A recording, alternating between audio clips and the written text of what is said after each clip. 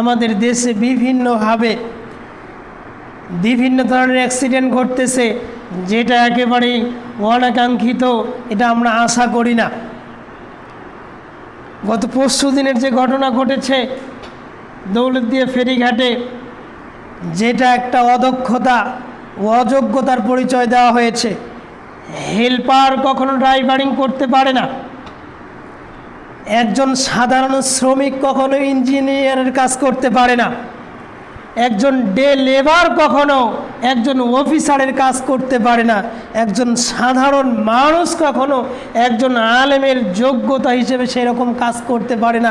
এটাই হচ্ছে তার প্রমাণ।